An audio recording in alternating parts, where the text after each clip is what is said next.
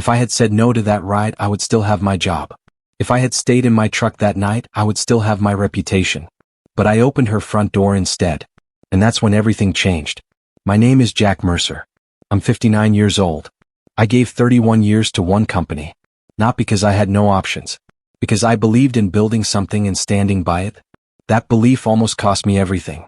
Earlier that day, I was sitting in a glass conference room with two men young enough to be my sons. Daniel and Scott Harlan. Sons of former directors. New power in the building. Expensive suits. No dirt under their nails. Daniel leaned back in his chair and looked at me like I was outdated software. Jack, he said, tapping a pen against the table, we're restructuring. We need energy. Speed. Digital thinking. Not legacy thinking. Legacy. That was the word. Scott smiled without warmth. It might be time to enjoy retirement. Before we decide for you. 31 years. Reduced to a polite push out the door. I didn't yell. I didn't beg. I just looked at them and realized something I hadn't wanted to admit. I was no longer part of the future they were building. The deciding vote on whether I stayed or left wasn't theirs. It was hers. Claire Harlan. 45. T.O. Sharp mind. Controlled voice. The only person in that room who actually knew what I had built with my hands. 8 years ago, she walked into our company ambitious and fearless. I trained her. Showed her where the bodies were buried, professionally speaking. Taught her which contracts mattered and which executives talked too much. We kept it clean. Always. But there were moments. Long nights fixing disasters. Coffee refills that turned into conversations about life. Her hand on my shoulder a second longer than necessary. My pulse picking up when she walked into a room. Nothing crossed the line. But something was there. That evening, after the board tension settled into fake smiles, she asked, "Can you drive me home?" In the truck, she was quiet. Not nervous. Focused. "You heard them," she said finally. "Yeah. They won't stop." "I know." She turned toward me. "If I don't protect you, they'll force it." There it was. Not a rumor. Not imagination. A decision. We pulled into her driveway. The porch light flicked on. She didn't get out. "Jack," she said steady, "this isn't just about your job." My chest tightened. "Then what is it about?" She held my eyes. No hesitation. "Come inside. We need to talk." I sat there for a few seconds after she stepped out. I'm not a dramatic man. I don't believe in destiny. But I know crossroads when I see one. 9 years ago, my wife died in a plane crash. After that, I learned how fast everything stable can disappear. I also learned how easy it is to fall back into old habits. I drank more than I should have. My son saw it. He remembers the version of me I'm not proud of. We don't talk much now. That's on me. I clean myself up again. Mostly. I still smoke. I still lose my temper sometimes. I'm not polished. I'm not modern. I'm not what those boys in suits would call strategic. But I know loyalty. I know work. I know when a woman trusts you with something serious. Inside her house, there were pictures of her daughters. Her grandkids. Evidence that she lived two lives. Ruthless at work, protective at home. She didn't waste time. "You can stay," she said. "I can block them. I still have that power." I didn't breathe. "But if you stay," she continued, "we keep pretending there's nothing between us." Silence. "And if I leave?" I asked. Her jaw tightened slightly. "Then we stop pretending." That was the moment. No romance music. No drama. Just reality. "You'd have to leave the company," she said clearly. "No hidden connections. No scandal. And if we try this, I need to know you won't fall back into drinking when things get hard. I've done that life before. I won't do it again." She wasn't accusing me. She was protecting herself. And suddenly I realized something worse than losing my job. I was more afraid of failing her than losing 31 years of identity. I looked at her and said nothing for a long time. Because once I answered, there was no going back. And at 59, you don't get many chances to choose who you are going to be next. I could walk away with my title. Or I could walk away with her. I took a breath. And that was the night I understood. This wasn't about retirement. It was about courage. I thought the hardest part would be walking through Claire Harlan's front door. I was wrong. The hardest part was standing in her kitchen while she looked at me like a judge and a lifeline at the same time. "Sit," she said. I didn't. I stayed near the counter, hands in my jacket pockets, like I was still on company property. Old habit. 31 years of it. Claire poured water into 2 glasses. No wine. No celebration. Just water, like she was setting the tone before I even spoke. You know what they're doing, she said. Daniel and Scott? I asked. Yeah. They want me out. They want you erased, she corrected. Because you're proof this place wasn't built by their last name. That landed. Harder than I expected. I glanced toward the hallway. Her home was quiet. Clean. Warm. Family photos on the wall. 2 grown daughters and little kids with gap-toothed smiles. Grandkids. Real life. Not the boardroom version of her. Claire crossed her arms. Jack, tomorrow the board will recommend early retirement. They'll call it respect. It isn't. I finally sat down. My knees felt older in that chair. And you can stop it, I said. I can. She held my eyes. But I need to know what you want. What I wanted. A job. A calm life. A quiet grief. A son who didn't look at me like a warning label. But the truth was sitting across from me. Claire leaned forward. This can go 2 ways. I waited. Option 1, she said. You stay. I protect your position. You keep your badge, your office, your routines. And we keep pretending that you and I are nothing more than history. My throat tightened. History. That was what she called the thing we never named. Option 2, she continued, voice lower now. You resign. Clean. On your terms. And we stop hiding. Silence filled the room like smoke. Very interesting story.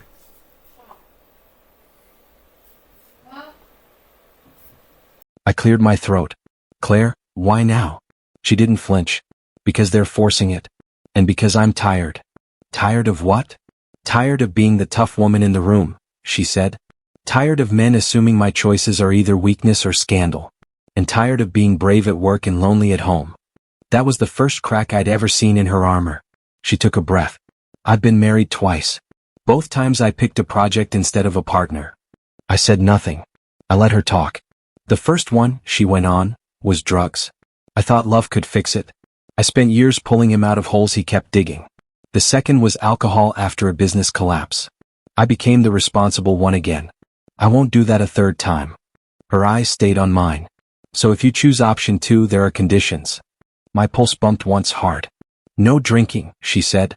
Not controlled. Not weekends. None. And the smoking goes too. I'm not asking for perfect. I'm asking for safety. The word stung. Safety. Like I was a risk. I'm not him, I said sharper than I meant to. I know, she answered. But I've lived the pattern. And you've got history, Jack. You told me enough over the years. She wasn't wrong.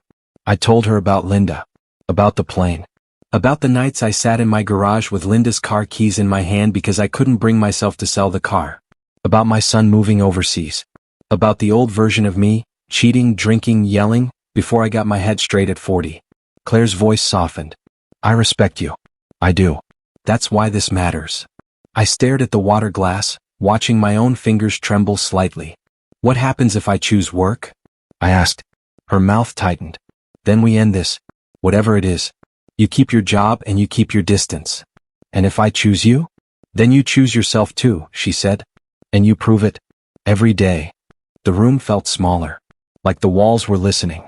I heard my own father's voice in my head. Old, stubborn. Don't quit. Don't bend. Don't let anyone see you need them. Then I heard something else.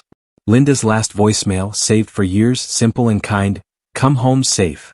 I looked up at Claire. You're asking me to start over at 59. I'm offering it, she replied. Because I'm willing to start over too. Outside, rain tapped the window, steady like a clock. I realized I was standing at the same cliff again, just like in the truck. Only this time the fall wasn't losing my job. It was losing the chance to be a different man than the one my son remembers. I swallowed. I need one night, I said. Claire nodded once. Take it. But understand this, tomorrow they'll move. And I won't lie for you. On my way out, she walked me to the door but didn't touch me. Not even a hand on my arm. Respect, not temptation. Jack, she said as I stepped onto the porch. Yeah. Her voice was calm, but her eyes weren't. If you walk away from this, I won't ask again. I drove home with my hands locked on the wheel, like I was afraid I might steer back to the man I used to be. I didn't sleep that night. At 59, you'd think decisions would get easier. They don't. They just get heavier. I sat at my kitchen table until 2 in the morning, staring at a bottle I hadn't opened in months. I kept it there as a reminder. Proof that I was stronger than I used to be. That night it felt like a test. I picked it up once, turned it in my hand. Then I put it back in the cabinet, closed the door. If I chose Claire, this wasn't about romance. It was about discipline. At 6:30 a.m. my phone buzzed. Daniel. I let it ring twice before answering. Morning, Jack, he said, too upbeat. We'll need you in the boardroom at 9. Quick vote. Just to clear things up. Clear things up. I knew what that meant. Got it, I said. I showered, shaved, wore the same navy suit I'd worn to Linda's memorial service. Not for drama. Just because it fit and it was still good. Driving to the office, I realized something strange. I wasn't angry. Not at Daniel. Not at Scott. Not even at the company. I was afraid. Afraid that if I stayed, I'd resent Claire. Afraid that if I left, I'd resent myself. When I walked into the building, a few people avoided eye contact. Word travels fast in offices, especially when power shifts. My old friend, Tom from finance, caught up to me near the elevator. They're pushing it through, he muttered. Claire's holding, but it's close. You retiring still? I asked. Next month, he said. Figured I'd leave before the sharks smell blood. He studied my face. What are you going to do? I didn't answer, because I still didn't know. The boardroom felt colder than usual. Daniel and Scott were already seated. Laptops open. Faces neutral. Claire sat at the head of the table. Calm. Professional. No sign of last night in her expression. Daniel folded his hands. Let's make this efficient. Efficient? Scott glanced at me. Jack has given decades. We respect that. But the market demands adaptation. I looked at him directly. Say it plain. He didn't hesitate. We need younger leadership in your division. There it was. No metaphor. No soft edges. Claire spoke then. Jack's performance metrics are strong. Daniel smiled slightly. This isn't about performance. It's about future direction. Future direction. That phrase again. If you ever heard that party in a corporate room, you know what it really means. It means you are in the past. Claire's jaw tightened just enough for me to see it. We can vote, Daniel said. The air felt thick. For a second I imagined saying yes, staying. Letting Claire use her authority. Winning the vote. Keeping my badge. Keeping my office. Keeping the illusion. Then I saw something else. 5 years from now, sitting in that same building, knowing I stayed because a woman protected me. Watching the suns rise higher. Watching resentment grow in me like rust. That wasn't strength. That was survival. Claire looked at me. Not as CEO. Not as a woman offering something personal. Just as someone waiting for truth.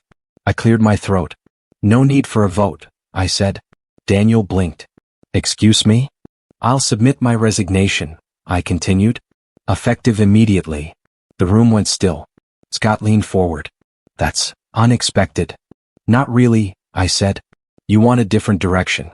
You'll get it. Daniel's expression shifted. Not victory. Confusion. Claire didn't speak. She couldn't. HR can process it, I added. 31 years is long enough. I stood. My chair made a scraping sound against the floor that seemed louder than it should have been. As I reached the door, Daniel said, "We appreciate your professionalism." I didn't turn around. "I'm not doing this for you," I said quietly, and I walked out. In the hallway, Tom caught up with me. "You serious?" he asked. "Yeah." He shook his head. "You could have fought." "Maybe," I said. "But sometimes fighting keeps you stuck." Outside, the air felt different. Like I'd stepped out of a building that no longer belonged to me. My phone buzzed again. This time it was my son. I almost didn't answer. "Hey," he said, voice cautious. "Hey. I heard from Aunt Marie you might be leaving the company. News travels even faster through family." "Yeah," I said. "Looks like it." There was a pause. Then, "Are you okay?" Simple question. Hard answer. "I will be," I said. And for once I meant it. "You quitting drinking too?" he asked, blunt as always. I exhaled slowly. "Working on it." Another pause. "That's good," he said. Not warm. Not cold. Just honest. When the call ended, I realized something. For the first time in years, I wasn't reacting to pressure. I was choosing. I drove back toward Claire's house. Not as an employee. As a man who had just stepped off the only stable ground he'd known for 3 decades. My hands were steady on the wheel. Fear was still there. But so was something else. Freedom. And I knew the next time I stood in her kitchen, I wouldn't be asking what she was offering. I'd be telling her who I decided to become. I expected to feel relief after I resigned. What I felt instead was panic. Not the loud kind. The quiet kind that shows up when you pull into your driveway and realize you don't have to be anywhere tomorrow. No badge. No meetings. No reason to shave at dawn. Just time. And the parts of yourself you've been avoiding. I parked in my garage beside Linda's car, the one I still hadn't sold. I sat there with the engine off, staring at her dusty steering wheel like it might give me advice. Then my phone buzzed. Claire, are you coming? 2 words. No softness. No emojis. Just a door opening. I drove to her house like I was headed to an appointment that could save me or ruin me. My hands didn't shake, but my stomach did. Claire opened the door before I even knocked. She looked the same as always, perfect posture, calm face, yet her eyes were different. Watchful. Like she was making sure I hadn't changed my mind in the last 10 minutes. You did it, she said. I did, I replied. She stepped aside. Come in. Her kitchen smelled like coffee. That simple thing hit me harder than it should have. Linda used to make coffee the same way, too strong, no sugar. For a second, grief rose up and tried to take over. I swallowed it down. Claire poured a cup for me and sat across the table, hands folded. You understand what happens now, she said. I'm unemployed, I answered. She shook her head once. No, you're free. But freedom comes with rules. If we're doing this, it has to be clean. No shadows. I nodded. Say what you need to say. Claire didn't hesitate. Daniel and Scott will spin this. They'll tell people I pushed you out because of us. They'll hint. They'll poison the room. So what do we do? I asked. We don't give them anything messy, she said. We keep it simple. You resigned. On your terms. That's the story. I leaned back. And the real story? Her eyes held mine. The real story is you and me stop pretending. The words landed, but they weren't romantic. They were heavy. Claire took a slow breath. I need you to hear me clearly, Jack. This is not a rescue mission. I don't want to save you. I want to be with a man who saves himself. That stung. Even though I knew she was right. I'm not asking you to be my nurse, I said. No, she replied. I'm asking you to be stable. I have daughters. Grandkids. I can't bring chaos into my house again. Chaos. That was her word for what alcohol had done to her life. And what it had almost done to mine. I looked at my coffee. I quit once before, I said. Years ago. And you slipped after Linda, Claire said softly. I froze. She'd never said my wife's name out loud to me like that. It wasn't cruel. It was honest. I admitted. I was drowning. Claire nodded. I know. That's why this scares me. Yeah, that's the hard part. No quieting changing. She reached into a drawer and pulled out a small notebook. Not a contract, not legal papers. Just a notebook with her neat handwriting. I wrote it down, she said. Because I don't trust emotions in moments like this. She slid it across the table. 3 lines. No alcohol. No cigarettes. If you struggle, you tell me before you fall. Not after. I stared at the list. It looked simple. It wasn't. You really think I can't handle 1 drink? I asked, and I hated how defensive I sounded. Claire's expression didn't change. I think you're strong. I also think you're human. And I've watched strong men lie to themselves. That sentence hit like a slap because it was true. I stood up and walked to her sink, needing distance. My chest felt tight. Do you know what it's like, I said, voice rough, to be 59 and have your whole identity tied to 1 building? To be told you're a legacy, like you're a museum exhibit? Claire stayed quiet, letting me burn off the anger. I turned back. That company was my life. And now you get to have a life, she said. Not a job. I shook my head once. You make it sound easy. It's not, she said, and for the first time her voice cracked just slightly. Do you know how many nights I sat in my office and wondered if I'd die with nothing but titles? I built a career because love kept failing me. I'm not proud of that. We stared at each other. 2 people who'd both chosen work over comfort for too long. Claire stood and walked toward the hallway. Come with me, she said. I followed her into a small room off the living room. It wasn't a guest room. It was a playroom, little toys, picture books, a blanket fort half-built. Evidence that her grandkids owned part of her heart. She looked back at me. This is what I protect, she said. So if you're coming into my life, you don't bring a storm. I swallowed hard. Because I knew I had been a storm before. Back in the kitchen, I pulled my cigarette pack from my pocket. put it on the table. Then my lighter. Then I took my truck keys and held them like a decision. I'm not promising I'll never feel the urge, I said. I'm promising I won't lie about it. Claire's shoulders dropped slightly. Relief, not victory. And the alcohol? She asked. I paused. Then I said it plain. I'm done. Claire nodded once. Then we start slow. She didn't touch me. Not yet. Instead, she poured the rest of my coffee into the sink and rinsed the mug, like she was cleaning away the last excuse. At the door before I left, she said, "One more thing." What? If Daniel and Scott come after you outside the company, if they try to humiliate you, don't react. Don't explode. Don't give them that. I almost laughed. You've met me. I've seen you, she corrected. And I'm asking you to be better. I stepped onto her porch and felt the cold air hit my face. I had walked away from 31 years that morning. Now I was walking towards something that demanded more courage than any job ever had. Because work never asked me to change. Love did. I thought the hardest part would be quitting. It wasn't. The hardest part came 3 weeks later, when Daniel Harlan smiled at me across a charity luncheon and said, loud enough for the right people to hear. Funny how some resignations line up perfectly with executive promotions. The room went quiet in that subtle way rooms do when people pretend not to listen. I had promised Claire I wouldn't explode. 3 weeks. No alcohol. No cigarettes. I'd thrown the last pack away the same day I signed my resignation. The first few nights were rough. Hands restless. Sleep thin. But I held. And now here he was, trying to drag us into the light in the ugliest way possible. I looked at Daniel. Younger. Polished. Certain that power was inherited, not earned. You've got something to say, I replied evenly. Say it plain. He gave a half smile. Just observation. People connect dots. Across the room, Claire stood near the event banner, composed as always. But I saw it. The calculation. The risk assessment. If this rumor grew, the board would question her judgment. Not his. This wasn't about me anymore.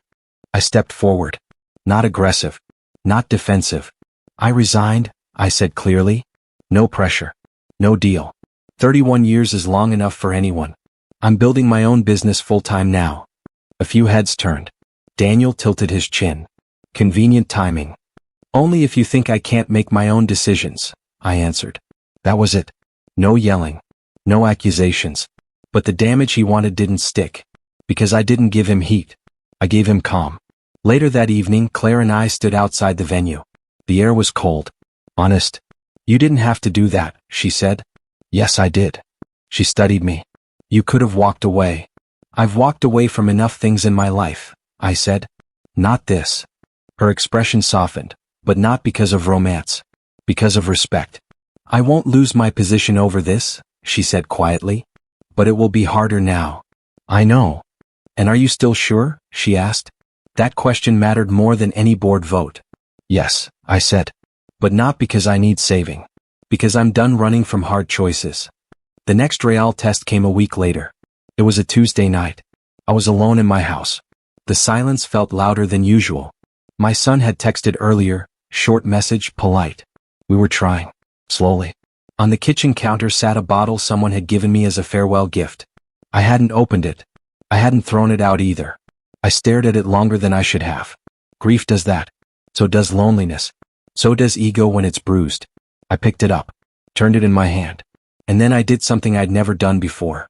I called Claire before I made a decision. I'm looking at it, I said when she answered. Silence on the line. Not judgment. Just presence. Okay, she replied. Talk to me. I'm not going to drink it, I said. But I need to say that out loud. I'm here, she said. And just like that, the urge lost half its strength. I walked to the sink and poured it out. No drama. No speeches. Just a choice. When I hung up, my hands were steady. A month later, my son came to visit. We didn't hug at the airport. We shook hands. That's where we were. At dinner, he looked around the house. You look different, he said carefully. Older? I offered. He almost smiled. Calmer. I nodded. Trying. He glanced at the empty spot in the garage where Linda's car used to be. I'd finally sold it. That was harder than quitting the company. You still seeing her? He asked. Yes. And you're not drinking? No. He studied my face like he was searching for cracks. Then he said something I didn't expect. That's good. 2 words. But they carried more weight than any promotion I'd ever received. Later that night, Claire came over. My son met her. It wasn't awkward. It wasn't easy either. It was real. When she left, we sat on the porch together. You know, she said, most men your age choose comfort. I've had comfort, I replied. It gets quiet after a while. She smiled at that. We didn't rush anything. No grand declarations. No dramatic endings. Just two adults who'd made hard choices and decided to stand by them. Now when I look back at that night in my truck, the night she said, "Come in. We need to talk," I realized something. The company wasn't the risk. The risk was changing. At 59, I didn't lose my job. I lost the excuse to stay the same. And that's the kind of promotion no board can vote on.